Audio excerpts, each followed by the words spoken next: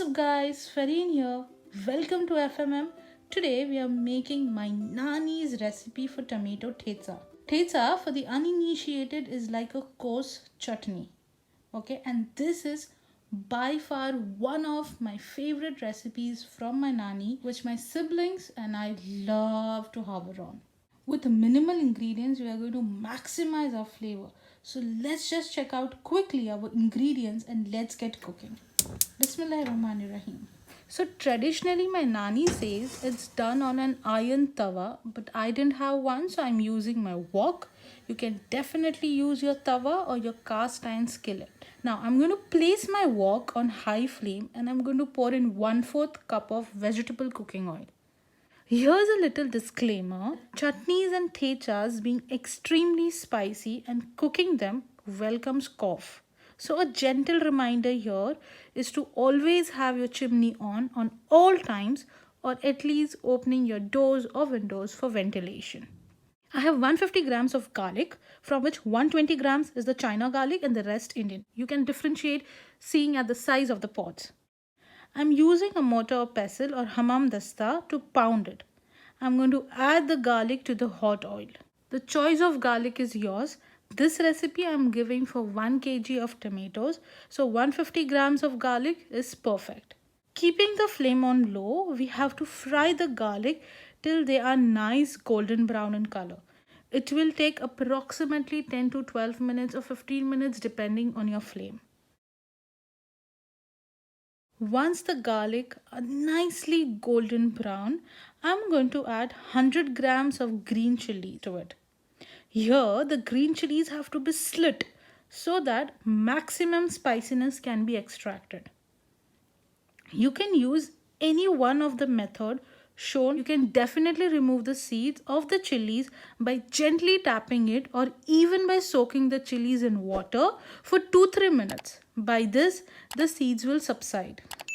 Please be very careful handling the chilies. You can definitely use gloves, or if you don't have one, wash your hands 2-3 times with soap water and avoid contacting your eyes. Mix it thoroughly and place a lid on top.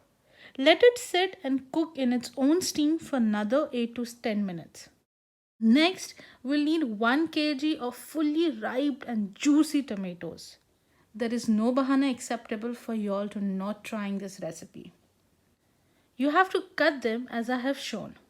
You know, this recipe takes me down an emotional roller coaster ride, because I always remember my Nani teaching it and then my siblings coming over and asking me to make this recipe over and over again. Here's a way of adding these tomatoes. You'll have to just mash it a little with your hands.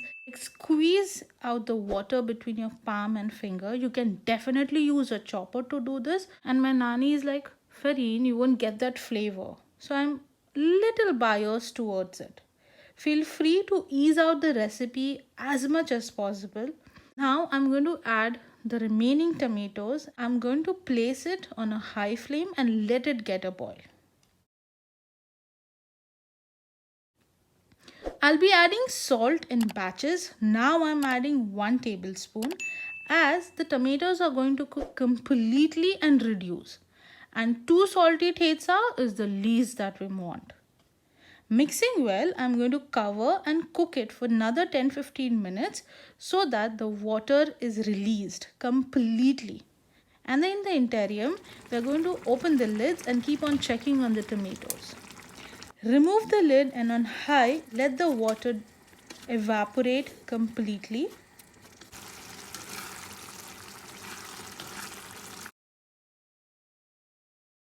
Checking continuously and smashing in between.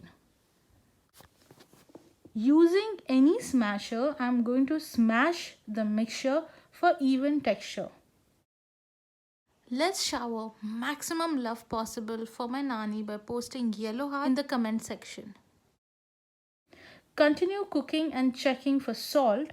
I felt the salt was less here, so I'm adding half tablespoon more. So in total we have used 1.5 tablespoon. You can definitely put salt as per taste. Saute and cook completely. Next, I'm just adding half a tablespoon of sugar to balance out the tangy from the tomatoes. We are going to continue cooking till the time we reach this consistency. The water is completely evaporated, the tomatoes are definitely cooked perfectly, the chilies have extracted their spiciness, the garlic has definitely given it a great aroma. At this point, the best thing left is to just devour upon this. And voila, our thecha is ready. This thecha can be stored in fridge in an airtight container for a week, provided that we use clean and dry spoon every time.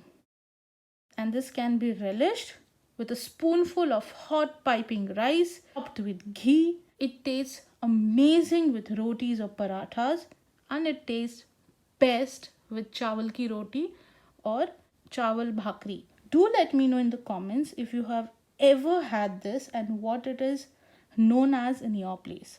Try out my Nani's recipe and tag us on Instagram and leave us a comment as to how well you have liked it. This is Fareen signing off, and I'll see you in the next scrumptious video. Until then, take care. Allah Hafiz. Bye bye.